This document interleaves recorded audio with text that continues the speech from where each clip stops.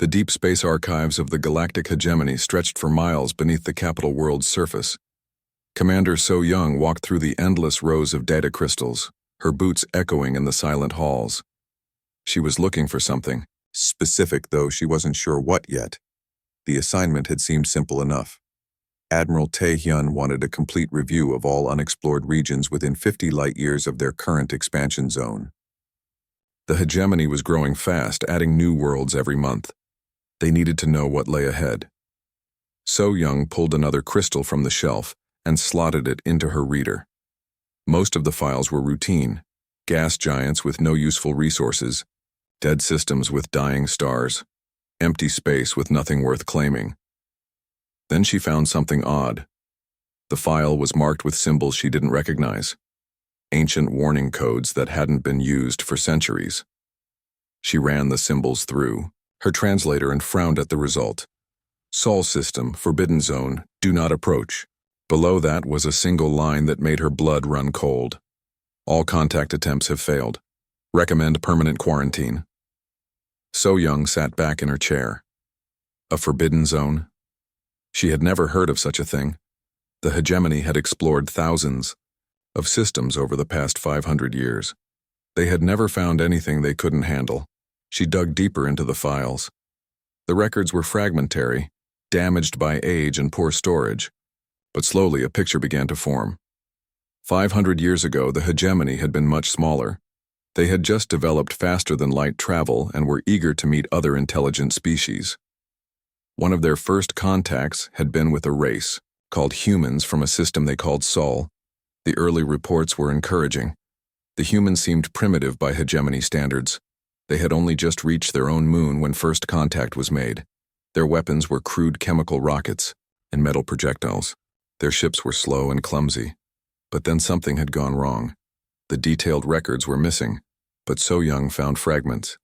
Battle reports speaking of impossible losses. Fleets that simply vanished without sending a single distress call. Weapons that stopped working for no reason. Ships that turned on their own crews. The final entry in the file was a treaty. The hegemony agreed to stay away from human space.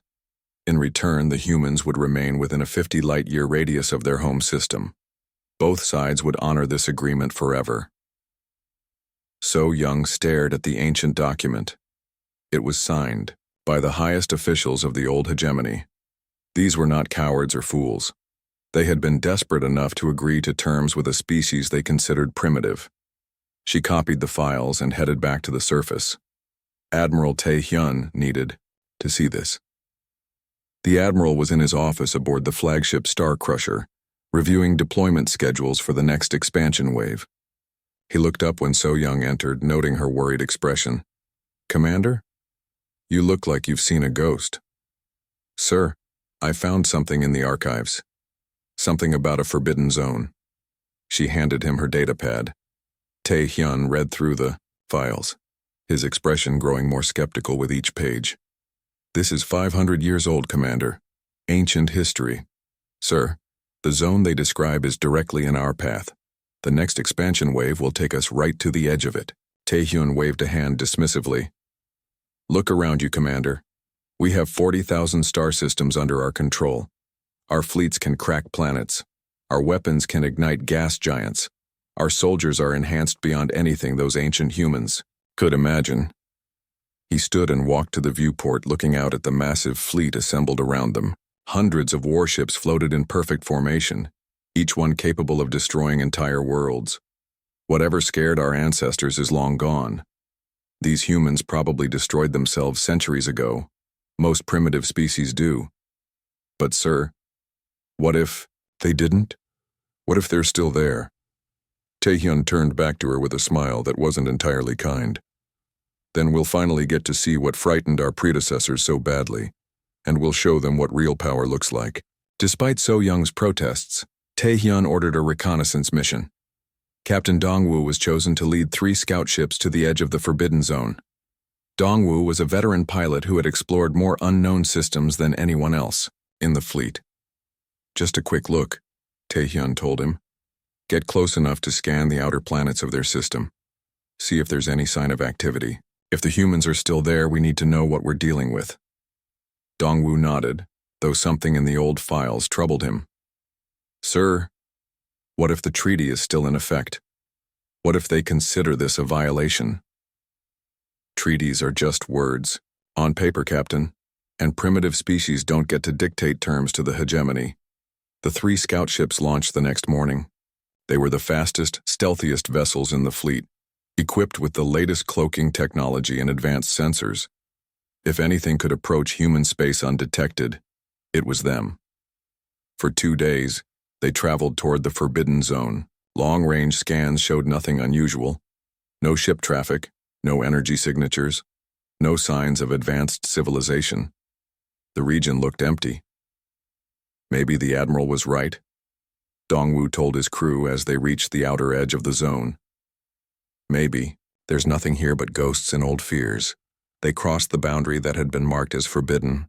Still nothing. Empty space stretched ahead of them, littered with ancient debris and the occasional asteroid.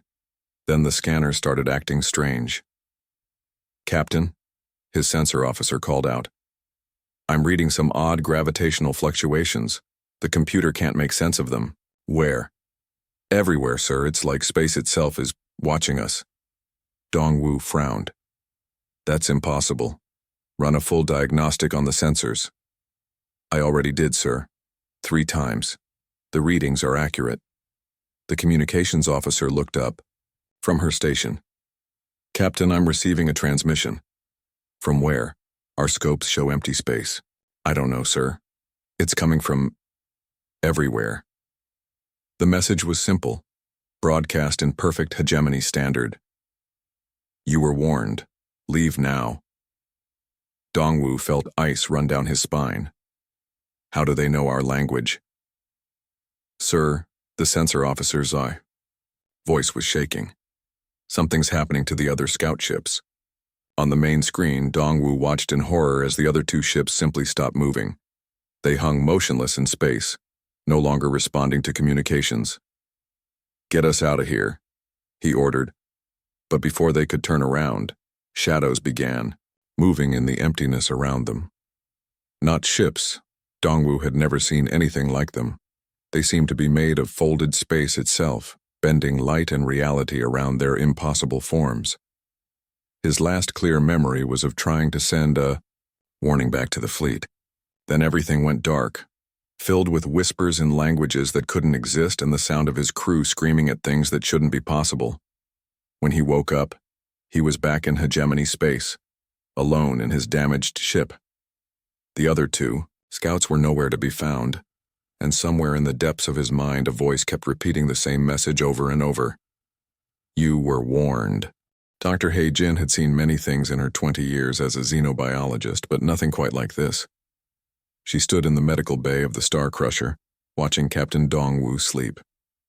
The man hadn't spoken a coherent word since his damaged scout ship had limped back to the fleet 3 days ago. When he did speak, it was always the same phrases. Shadow ships in the void. They see everything. The geometry is wrong. Sometimes he would just whisper numbers that made no mathematical sense. Any change? Admiral Taehyun asked as he entered the medical bay. He's stable physically, Dr. Heijin replied. But mentally, whatever he saw out there broke something in his mind. I've never seen trauma patterns like this.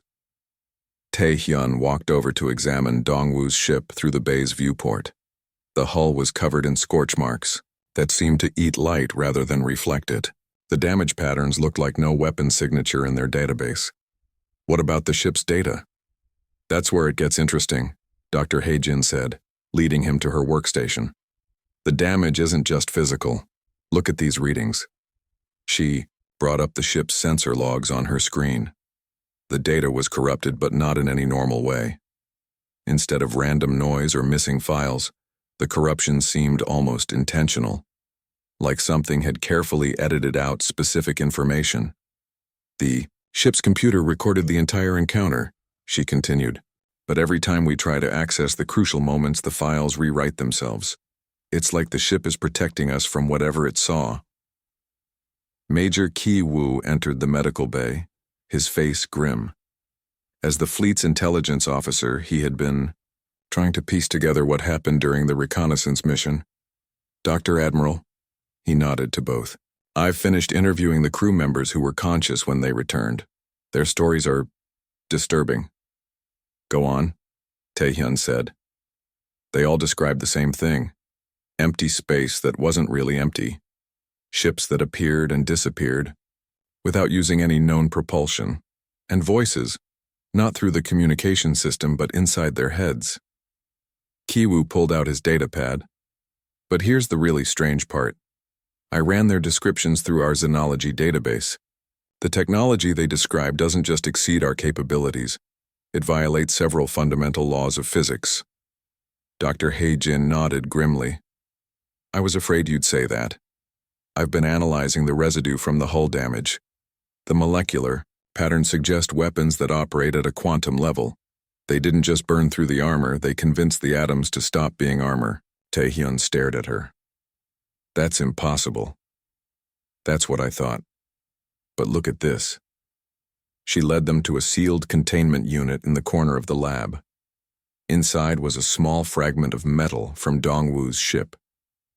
This piece of hull plating was exposed to whatever weapon they used. Watch what happens when I scan it. She activated her molecular scanner. The fragment immediately began to change, its surface rippling like liquid while somehow remaining solid. It's repairing itself, Kiwoo breathed. More than that. It's adapting.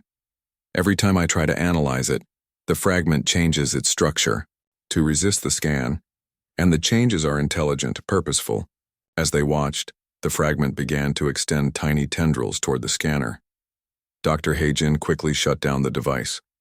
I've never seen anything like it, she admitted. This isn't just advanced technology, it's technology that thinks. Engineer. Yuna burst into the medical bay, her face flushed with excitement and terror. Admiral, you need to see this immediately. She led them to her laboratory, where she had been studying the electronic systems from Dongwoo's ship. Banks of computers lined the walls, all running diagnostics and analysis programs. I found something embedded in the ship's navigation computer, Yuna said, her hands shaking slightly as she worked her controls. At first I thought it was battle damage, but it's not. It's some kind of organism. On the main screen appeared an image that hurt to look at directly. It was simultaneously mechanical and biological, existing in too many dimensions for the human eye to properly process. It's been learning, Yuna continued, studying our technology, our language, our thought patterns, and it's been changing. As they watched, the organism on the screen began to shift and adapt. Parts of it that had looked alien moments before now resembled hegemony technology. Other parts copied the structure of organic neural networks. How long has it been doing this? Taehyun asked. Since the ship returned. Maybe before. Admiral, this thing is rewriting itself to interface with our systems, and I think it's trying to communicate. Suddenly text began appearing on the screen. Not in any language they recognized, but somehow perfectly understandable. Your warriors. Return changed. This is kindness. Next time, there may be only silence. The message faded, replaced by star charts showing hegemony space. Red markers appeared over their most heavily defended worlds, their research stations, their fleet positions.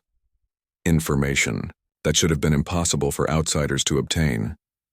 They know everything, Kiwoo whispered. Our locations, our capabilities, our weaknesses. Dr. Hae-jin was studying the organism with growing fascination and dread. This isn't an invasion force, she said quietly. It's a scout, and it's been reporting back. Yuna's computers began displaying more messages. Your expansion approaches our boundary. This brings sorrow. We had hoped you would choose a different path. The warning was given with love. It was ignored with pride. Prepare your people for change. What comes next cannot be stopped, only softened. Admiral Taehyun had seen enough. He grabbed Yuna's emergency shutdown control and slammed it down. The computers went dark, but the silence felt more ominous than the messages. This proves it, he said, his voice hard with determination. The humans are still out there. and they're more dangerous than we thought. But they've made a mistake. They've revealed their capabilities. Sir, Dr. Heijin said carefully, perhaps we should consider that their messages weren't threats. They sounded almost sad. Sad? Taehyun laughed harshly. They just demonstrated they can spy on our most secure facilities and leave organisms in our ships that rewrite themselves. That's not sadness, that's a declaration of war. Kiwoo frowned. But why warn us? If they're so advanced, why not just attack? Because they're testing us, seeing how we respond to pressure. Well, they're about to learn what the hegemony does to threats. Taehyun turned to leave, his mind already planning. Ready the Grand Armada. Send word to all member worlds. We're mobilizing everything we have. Sir, Yuna called after him. What about the treaty? The agreement our ancestors signed? Taehyun paused at the door. Our ancestors were cowards who negotiated from weakness. We are not. The humans had 500 years to prepare for this moment. So did we. As he left, the darkened computers flickered briefly. For just a moment, new text appeared. We are sorry for what you will choose. We are sorry for what we must become. Then the screens went dark, leaving only the soft hum of the ship's systems and the sound of Captain Dongwu muttering in his sleep about shadows that moved through impossible geometries in the spaces between stars. Fleet Admiral Seo-jun stood on the bridge of the massive dreadnought Galactic Dominion, watching the largest military force in galactic history assemble around him. 50,000 warships stretched across space in perfect formation, their combined firepower capable of sterilizing entire star systems. Representatives from 200 different species had answered the call to arms. Crystalline beings whose ships could manipulate gravity itself. Energy creatures who powered weapons with their own life force. Machine intelligences with computational abilities that could predict enemy movements before they happened. Magnificent, isn't it? Admiral Taehyun said as he joined Seo-jun on the bridge. The combined might of the greatest civilizations in the galaxy, all united for one purpose. Seo-jun nodded, but something troubled him. The humans have had 500 years to prepare. What if they've used that time wisely? Then they'll face the consequences of their isolation, Taehyun replied. No species develops in a vacuum. We've had contact with thousands of different technologies, learned from each other, combined our knowledge. They've had only themselves. In the Dominion's research section, historian Jin Ai was frantically reviewing every scrap of information about humanity's past conflicts. What she had found made her sick with worry. Humans didn't fight like other species. Most aliens developed overwhelming force or impenetrable defenses. Humans did something different. They adapted.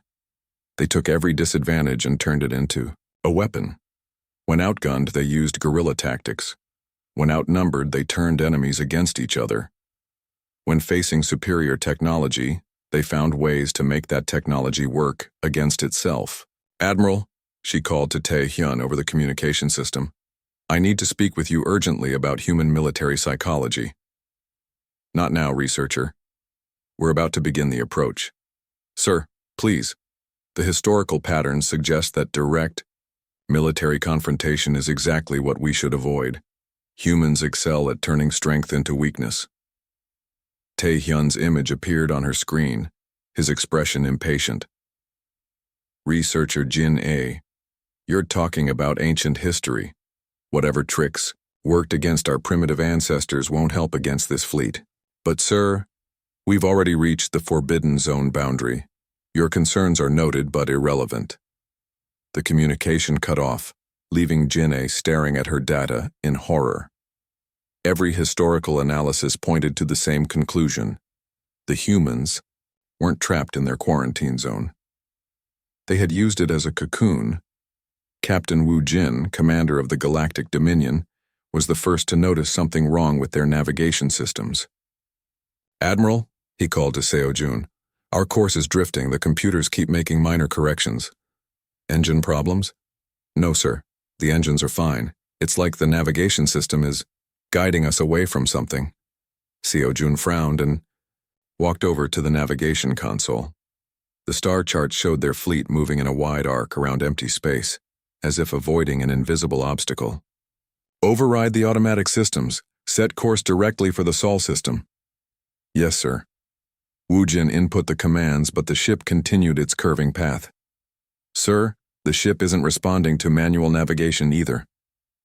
What do you mean it's not responding? Mean the controls acknowledge my commands, but the ship continues on its current course. It's like something else is flying us. Similar reports came in from across the fleet. Every ship was experiencing the same phenomenon.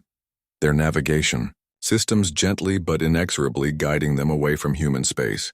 This is impossible, Taehyun muttered. How can they affect our systems from light years away?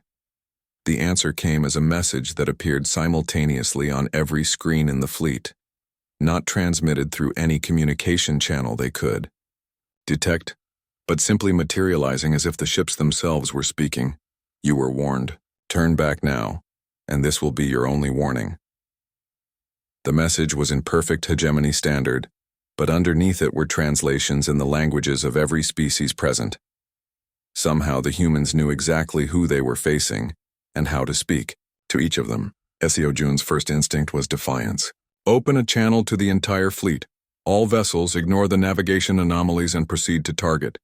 This is obviously some kind of electromagnetic interference. But as the fleet struggled to correct course, something else began happening. Space itself seemed to be watching them.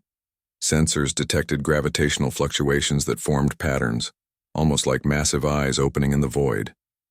Admiral, his sensor officer reported, I'm reading massive energy signatures throughout the region, but they're not coming from ships or stations. Then what? Sir, I think they're coming from space itself, like the vacuum has been modified somehow. The implications of that statement hung in the air like a physical weight. To modify the structure of space required technology beyond anything in their experience.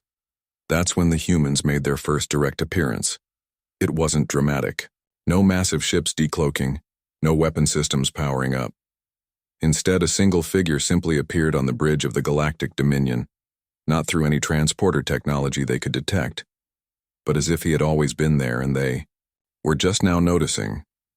He looked completely human, average height, brown hair, wearing simple clothes that could have come from any civilian population.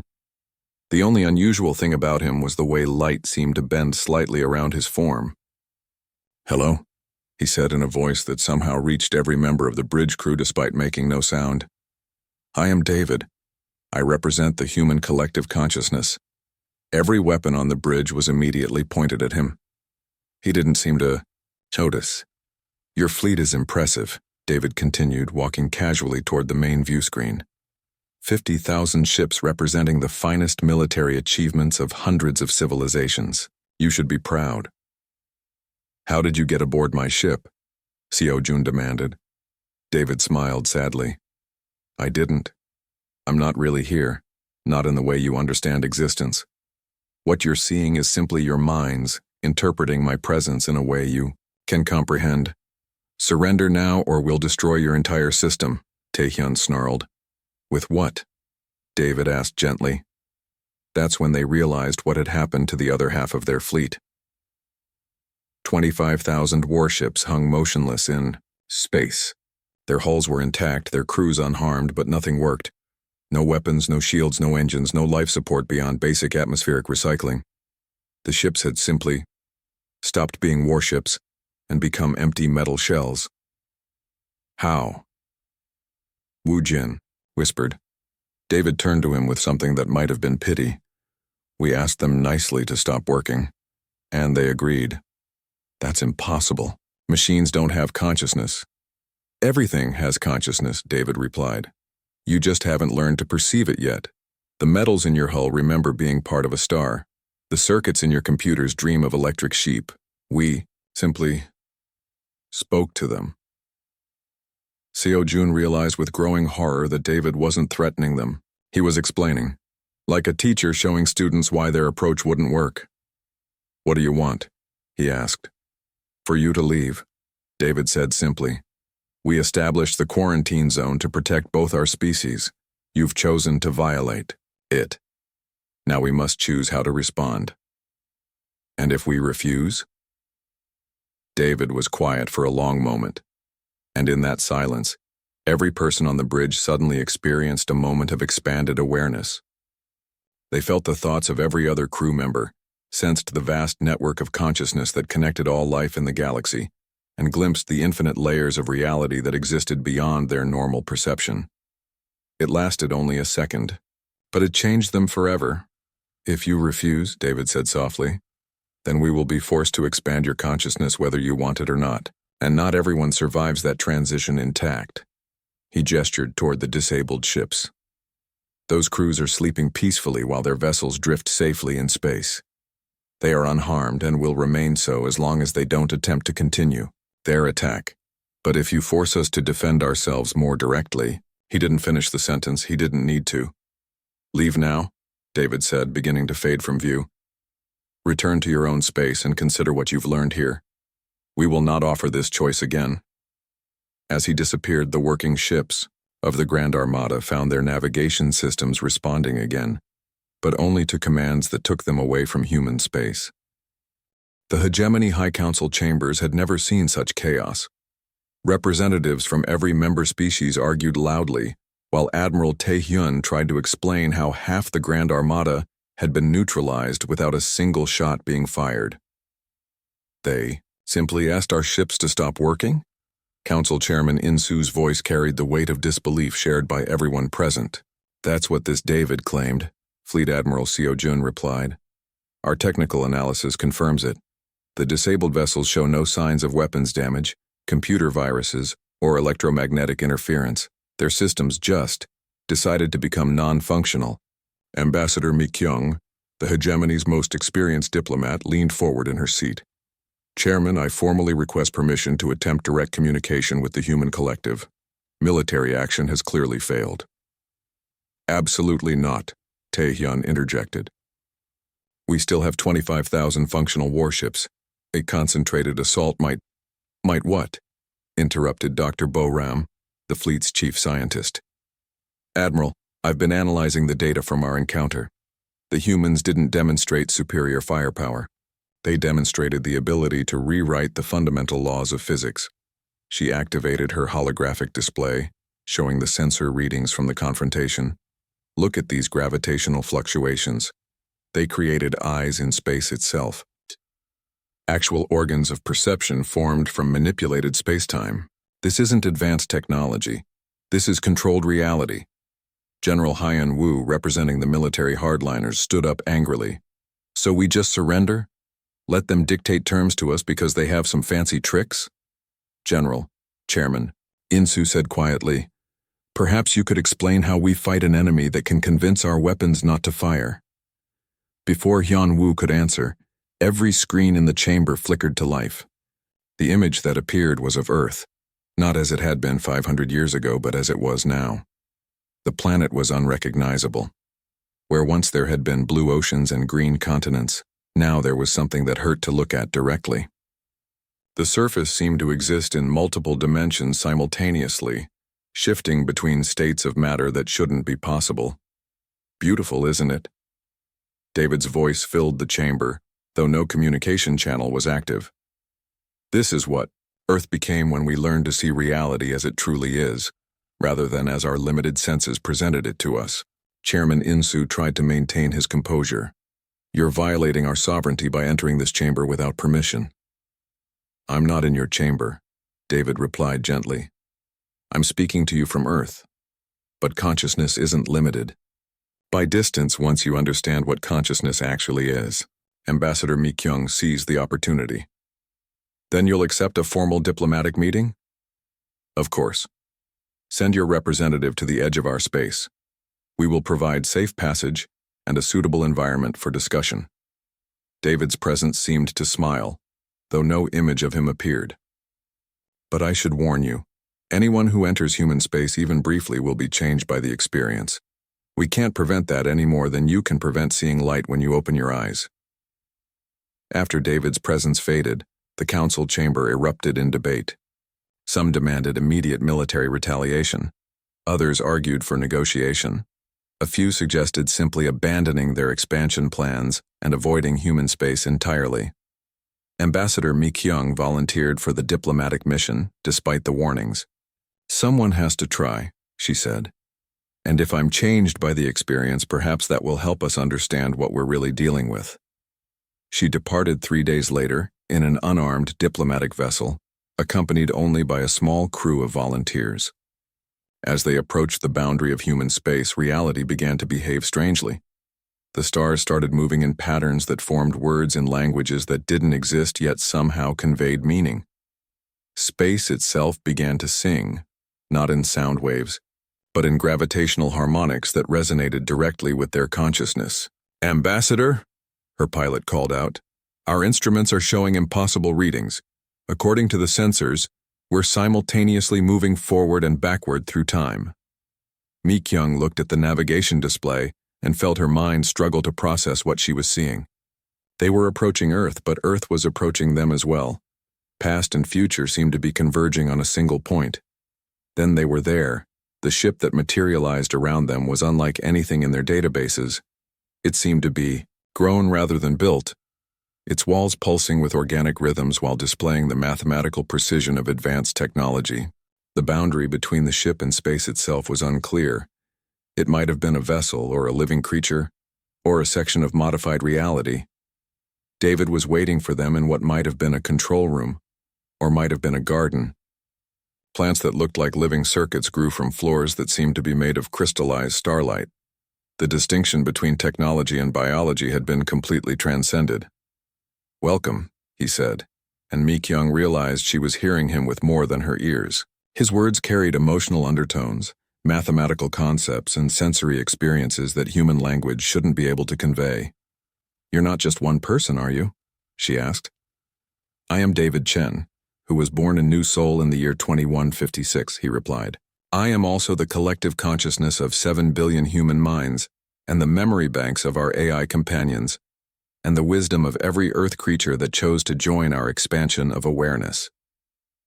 As he spoke, Mi Kyung began to perceive the vast network of consciousness that connected all human space. Every human, she realized, was simultaneously individual and collective. They maintained their personal identities while sharing a unified awareness that spanned light years. "This is what you offer?" she asked. "Connection to this network?" "We offer the choice to expand beyond your current limitations," David replied. "To see reality as it truly is, rather than the simplified version your current consciousness can perceive." To demonstrate, he gently touched her mind with the edge of human awareness.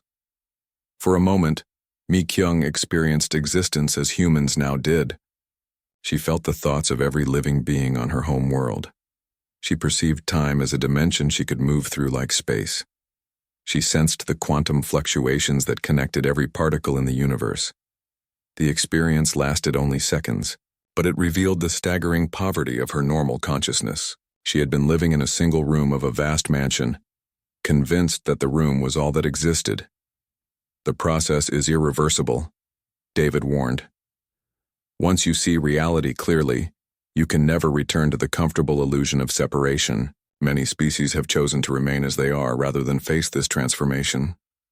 And if we refuse your offer entirely?" David's expression grew sad. "Then you continue as you are, within the boundaries we establish for your safety and ours. The quarantine zone will remain in effect. You will not be harmed, but you will also not be permitted to interfere with species that choose to evolve. And if we attack again, then we will be forced to expand your consciousness whether you choose it or not. The shock of involuntary transformation destroys many minds. We would prefer to avoid such tragedy." Mi Kyung understood now why the ancient hegemony had agreed to the quarantine. It wasn't defeat, it was mercy. The humans could have forced evolution on every species in the galaxy centuries ago, but they had chosen to wait until others were ready to ask for it. "How many species have joined you?" 17 civilizations have chosen to transcend their limitations," David replied. 43 others have chosen to remain as they are, within designated boundaries. You will be the first to face this choice while actively hostile to us. Why wait? Why not just uplift everyone? David gestured to a wall that showed images of failed transformations, beings whose minds had shattered when forced to expand beyond their natural limits. Consciousness cannot be forced to grow, he said sadly. It must choose its own evolution. We learned this truth at great cost during our early experiments. Mi-kyung realized she was seeing the real reason for the quarantine. The humans weren't protecting themselves from outside interference. They were protecting other species from premature transformation. What happens now? She asked. Now you return to your people and share what you have learned. They will choose their path. We will respect that choice, whatever it may be. As Mi-kyung prepared to leave, David offered her a final gift, a brief glimpse of what human civilization had become. She saw worlds where the boundary between thought and reality had dissolved, where beings existed as pure consciousness while maintaining perfect individual identity, where the exploration of the universe had become an exploration of the infinite depths of awareness itself. We were once like you, David said as her ship prepared to depart. Afraid, angry, convinced that power meant the ability to destroy. We learned otherwise. Now we offer that same learning to all who wish to receive it. The journey back to hegemony. Space gave Mi-kyung time to process what she had experienced. She understood now why Captain Dong-woo had been traumatized by his brief contact with human space. His mind had caught a glimpse of infinite possibility and then been forced to compress back into its original limitations. She also understood why the humans seemed sad rather than threatening. They were watching younger species make the same mistakes humani.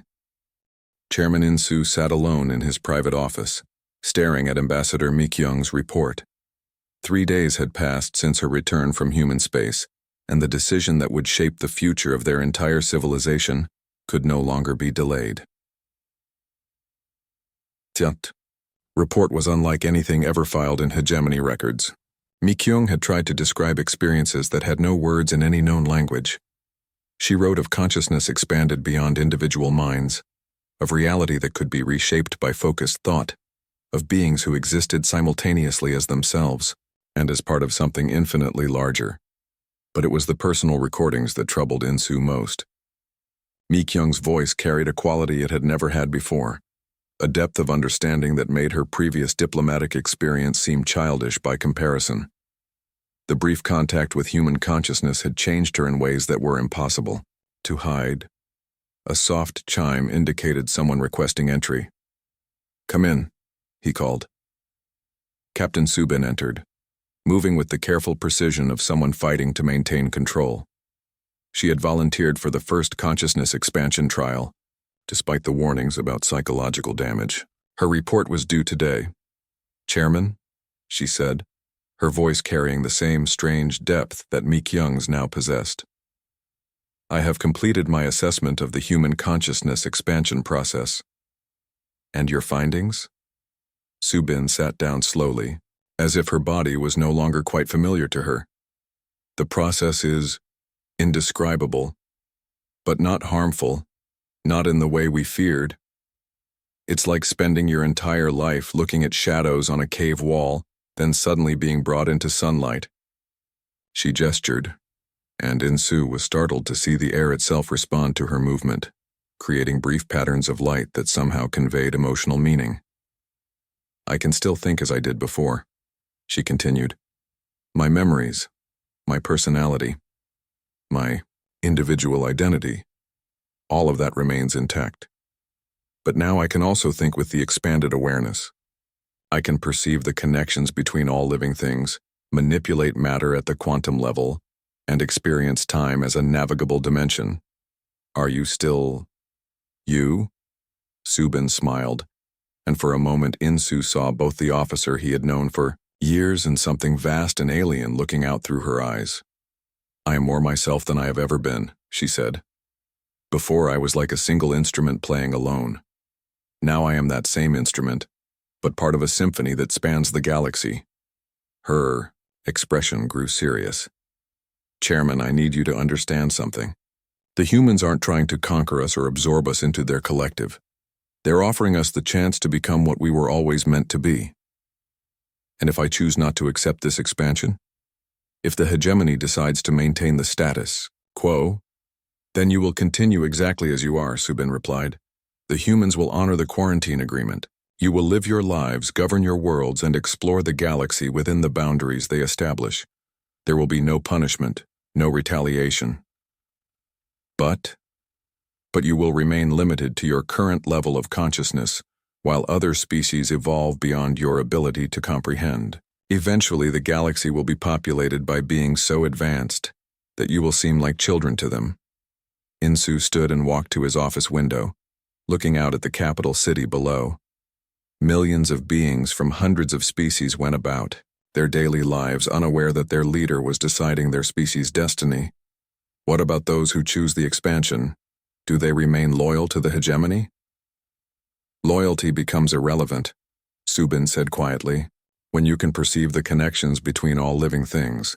Concepts like nationalism and species superiority lose their meaning. But that doesn't mean we forget our origins or abandon those we care about. A communication alert interrupted their conversation. General Hyan Wu appeared on the wall screen, his face flushed with anger. Chairman, our long-range scouts report that 3 more member worlds have established direct communication with human space. The Crystalline Confederacy and the Machine Collective have both announced their intention to undergo consciousness expansion. I see. Sir, we're losing control of the situation. If we don't act soon, half the hegemony will choose to join the humans. Insu looked at Subin, who nodded slightly. General, thank you for the report. Begin preparations for a full council. Assembly. It's time to make our decision official. After Hyunwoo's image disappeared, Insu turned back to Subin. If you could choose again, knowing what you know now, would you still accept the expansion? Without hesitation, she replied. Chairman, I used to think that consciousness was something that happened inside my brain. Now I understand that my brain is something that happens inside consciousness. The difference is everything. Philosopher Jamin had requested to speak before the full council assembly. As one of the hegemony's most respected thinkers, his opinion would carry significant weight in the final decision. Honored representatives, he began, addressing the packed chamber. We face a choice that no species in galactic history has faced before. Not whether to fight or surrender, but whether to remain as we are or become something greater. He gestured to Subin, who stood at the center of the chamber as living proof of the transformation's effects. Captain Subin has undergone the consciousness expansion process. She remains recognizably herself, yet she has gained abilities that border on godlike. She can manipulate matter with her thoughts, perceive the quantum connections between all things, and experience multiple dimensions of time. But at what cost? Demanded Representative Kang Min from the industrial systems. If we all become part of this collective consciousness, do we lose our individual identity, our cultural heritage, our species' unique perspective? Subin stepped forward. May I demonstrate the answer to that question? Without waiting for permission, she reached out with her expanded consciousness and gently touched the minds of everyone in the chamber. For a brief moment, each representative experienced the perspective of every other being present. The crystalline beings felt what it was like to have liquid neural networks. The gas dwellers experienced solid matter through mammalian senses. The machine intelligences felt the organic emotions of biological creatures. But most importantly, each representative remained completely themselves throughout the experience. Their individual consciousness was not diminished by the connection. It was enhanced. You see, Subin said as the shared experience faded, consciousness expansion doesn't erase individuality. It reveals that individuality and unity are not opposites but complementary aspects of a greater truth. Chairman Insu stood to address the assembly. Representatives, we have heard the evidence. We have seen the demonstrations. Now we must choose. He activated the chamber's voting system. 3 options are before us. First, we can maintain the status quo, honor the quarantine agreement, and continue as we have for the past 500 years. Several representatives nodded, particularly those from the more conservative member worlds.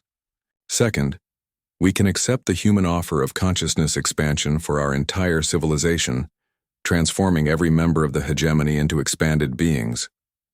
Murmurs of both excitement and fear rippled through the chamber. Third, we can make expansion voluntary, allowing individual worlds and species to choose their own path while maintaining the hegemony as a political structure for both expanded and unexpanded beings. The debate that followed lasted 6 hours. Representatives argued passionately for each option, citing everything from practical concerns about technological compatibility to philosophical questions about the nature of identity and consciousness. And at the end, the vote was closer than Insu had expected. The third option won by a narrow margin. Consciousness expansion would be offered to all member worlds, but participation would be voluntary. So be it, Insu announced. The hegemony will become the first civilization in galactic history to bridge the gap between normal and expanded consciousness. As the assembly dispersed, Subin approached the chairman. "You chose wisely," she said. "The humans will be pleased. They have always believed that diversity of consciousness is as important as diversity of biology. And you, Captain? What will you do now?" Subin smiled, and Insu could see the vast networks of consciousness that now connected her to beings across the galaxy. "I will help others make the transition, if they choose it, and I will continue to serve the hegemony, but with a perspective that encompasses not just our species, but all life in the universe." "Will we still be the same civilization after this?" "We will be what we were always meant to become," Subin replied. "The humans learned this truth 500 years ago. Consciousness is not limited by biology, distance, or time. It is the fundamental force that shapes reality itself." She gestured toward the window, where the first transport ships were already preparing to carry volunteers to human space for consciousness expansion. "The quarantine zone is ending," she said. "Not because the humans are conquering the galaxy, but because the galaxy is finally ready to evolve." As Insu watched the ships depart, he realized that the ancient warning had been misunderstood. Terran space remains forbidden had never been a threat. It had been a promise that when the galaxy was ready to transcend its limitations, humanity would be there to guide the transformation. The Forbidden Zone had been humanity's gift to the galaxy, a cocoon within which